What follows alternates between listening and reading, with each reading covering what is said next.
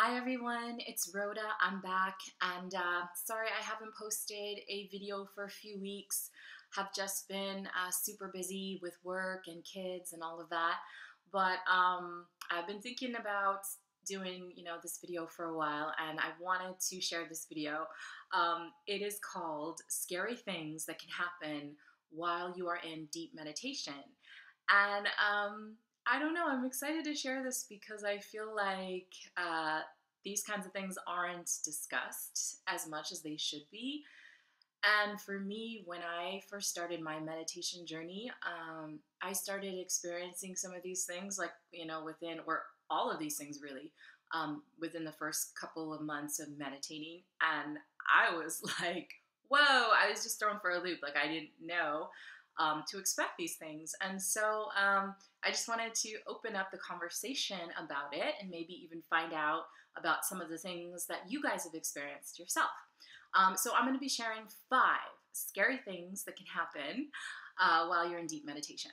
So the first one is that when you start really going deep, really just cutting the chatter, you slip into this space, you slip into this depth of feeling and bliss, and it's the most amazing thing. And what comes with that, though, is that you may start to communicate with other beings. Okay, so I mean, this could be anything. This could be spirit guides, angels, spirits of deceased loved ones, aliens, different kinds of vibration.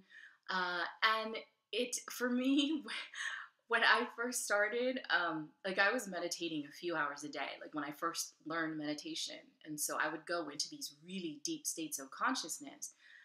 And one of the times when I was doing it, I just got into this zone, and then all of a sudden, I am interfacing with this, I don't even know, like alien type being that looked pale and had red hair and like dead blue eyes, kind of like staring at me, and was like trying to communicate something. I didn't want to stick around though to find out what he was trying to communicate, because I just got out of the meditation and was like, I mean, it felt like he was literally like in the room with me. Like we were sharing that same, physical space, spiritual space, mental space, whatever it was. So for me, it was scary at first, but then I remember after that experience happened, really wanting to actually kind of like kicking myself, because I was like, oh, I should have stayed in it. I should have listened. I should have been open to it. I shouldn't have closed the door on it. But for me, it was just a new experience, so I was backing away from it. But so that just, I want to make it very clear that, it can be shocking. It can be kind of scary at first, but to know that you're always in control. So if you want to stop the experience, if you need to detach yourself in whatever way, you can always do that. Okay, so never feel like it's going to be something where you're stuck with this alien thing or whatever it is. And what happens when we start meditating deep is we start raising our vibration. And when our vibration is raised, we operate on these other levels of existence. And raising our vibration, we raise it to meet the vibration of other kinds of beings, and like, spirit guides or angels or whatever. And so when that happens, when you start gaining control over it, you actually, can dictate those times when you will be meeting with a certain, type of being or spirit guide or whatever that may be, as opposed to it being like, whoa, like an accidental kind of thing.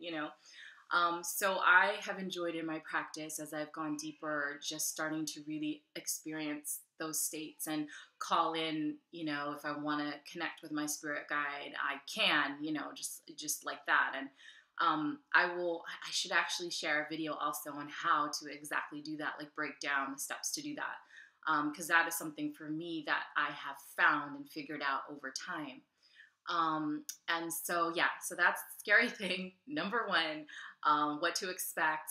And it's going to come in differently for all of us. Like some of us, when we're going deep and we're experiencing other beings, some of us, it'll be feelings, okay? We might feel tingling sensation, the presence of somebody else being in the room, maybe a kind of touch. Or we may actually see things, see things in the mind's eye, or we might actually hear things. This is something that's kind of cool. You can actually hear voices, like as if a voice is speaking into your head, telling you something. As you go along, you will be able to differentiate between, who is speaking, because they'll all be different. Like the vibration of each one will be different.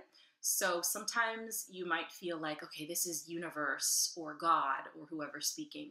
Other times you may feel like, okay, this is definitely a guide of mine that's speaking. This is definitely a spirit kind of guide.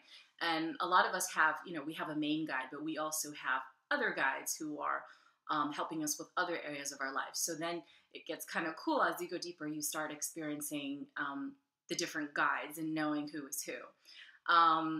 And if you haven't experienced this yet, it might sound like, whoa, this is a lot. So I just want to say at the end of the day, don't even worry about it, especially if you're just beginning. Just be present in your meditation, just open yourself up. And I know that there's also a lot of people talk about, well, what if we what if we welcome in like negative kind of spirits or negative low kind of vibrations? And yes, that is a possibility because they are out there, those low vibration kind of spirits. But if you set an intention beforehand, you're not welcoming any of that in, none of that will come in. And if you are, like I said, in the meditation and you're feeling a kind of bad energy, like a low energy there, you don't have to engage, all right? Just step away from it, okay? You should always, of course, step away from any of that kind of energy. Okay, so that was number one. All right, number two, another scary thing that could happen in deep meditation. Well, this is something that actually, an ability that's actually built when you're in deep meditation is psychic ability. So when you're able to start, tuning in to that divine intelligence, that divine wisdom, you'll find that you have this ability really to know what's going to happen, to just know, little things like when the phone rings, who's calling, singing a song, and then turning the radio on, and it's that one song. Sometimes, like for me, I'll be speaking something, like I'll maybe say something to myself, like a sentence or something, and then I'm actually we'll say the same sentence as something on the radio at the same time or on the television or whatever, little things like that you'll start to notice. And then other things about different people you might meet during your day, things that might happen in your day, you will start just having this ability, this intuition about all of these things. And, that happens when you're going deep and you're connecting to that divine intelligence and you're tuning in and tapping in. All of us have psychic ability. Just some of us are in touch with it more than others are. When you start meditating, you will really open up, that superpower. And I've always thought that was really cool.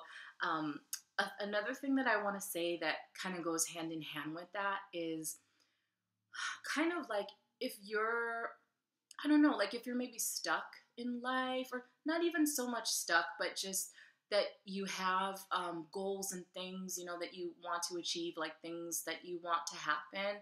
I find that when you're going deep in meditation, you kind of like your intuition goes up, but also it's like your magnetism gets like amped. And so you don't even have to really like think or consciously be manifesting like, okay, this is what I want, because you just become a magnet for those things, when you're tapped in like that. So I think that's also kind of cool and maybe even a little scary for some. Okay, so number three, the third scary thing that can happen during deep meditation is that your Kundalini might awaken. And Kundalini is that energy, that powerful energy, Shakti energy, that exists at the base of the spine in all of us. And for most of us, it's a dormant kind of energy. But when it is awakened, it travels up the spine, it pierces through all the chakras along the way, it goes up to the crown, and this is, supposed to be this energy of cosmic power and enlightenment. And it is amazing. It is blissful. It is very exciting and ecstatic. At the same time, though, it can be scary because it is like it's really strong. First of all, it's unlike anything that you could ever experience in life. It's just something that's totally different.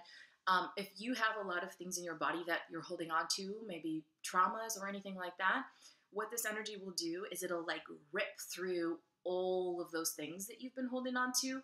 This could feel a little uncomfortable if you're not ready for it, especially if these are things that have been held in the body for a long time.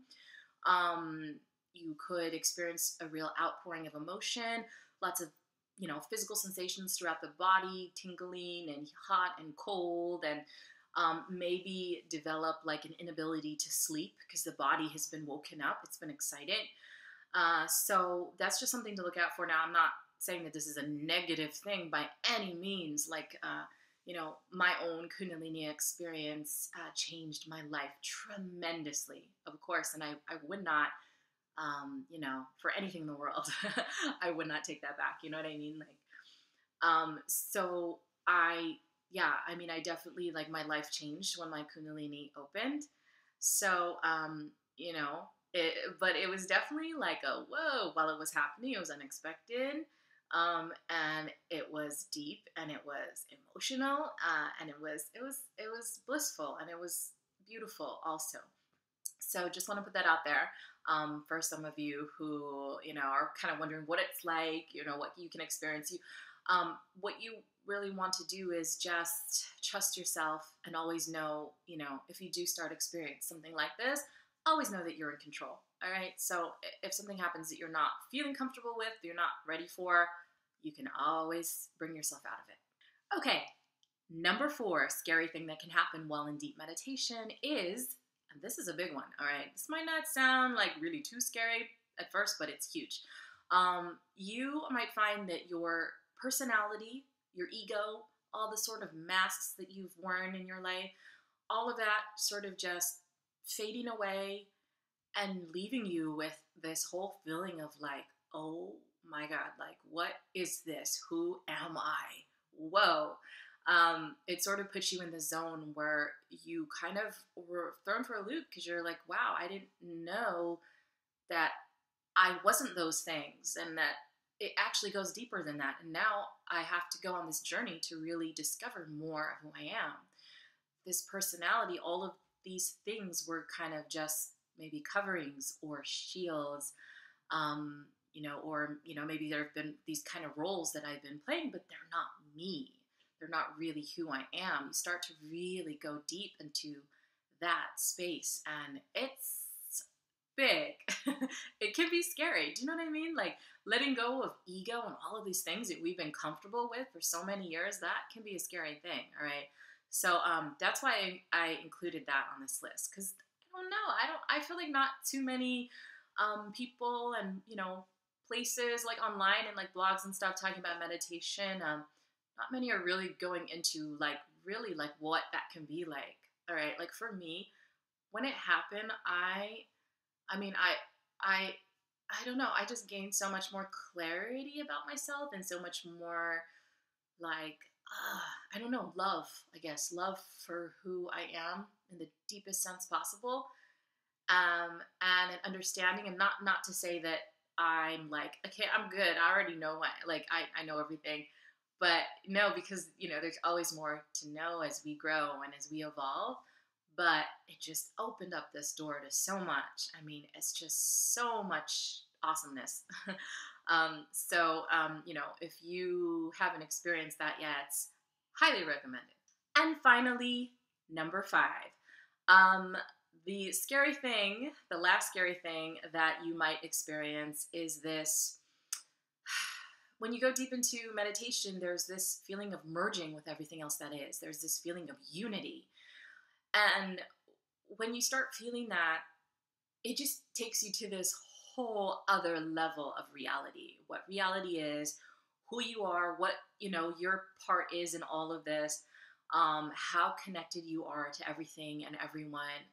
And then at that point, you kind of realize that the status quo will not hold, okay? The way that you've been operating, the thoughts, the actions, the words, all of those things are not going to hold, all right? It cannot just contain the beauty and the wisdom of the power of all you have experienced in this enlightened state. And so that can be a scary thing to know, like, wow, okay, I cannot put the toothpaste back in this tube because this is it. Like, I'm locked in. Like, wow, I've experienced a deeper level of connection and unity and depth and feeling and bliss than I ever have. And like, how can I go back to living life the same way that I did before? It's just not possible. You can't do it. So, yeah, I just wanted to share those 5 scary things that could happen during deep meditation. Of course, I use the word scary because it can be scary at first, to change status quo, to realize that you are more than what you perceive yourself to be, and all these other things. It can be scary to awaken your Kundalini, to communicate with other dimensions and other kinds of vibrations, to experience other forms of reality. It can be scary, but it can also be beautiful and magical and transformative and life-changing. So I wish you lots of love and lots of luck on your journey. Let me know in the comments below what you thought of this video, and let me know what you've experienced. I want to know what you've experienced. There are so many other stories that I feel like I want to tell you too. Obviously, this video has gone on a little too long, but maybe in upcoming videos I'll share more about some cool stuff that's happened during meditation for me. But anyway, want to hear from you guys. Let me know. Sending you love, and I'll see you next time. Bye.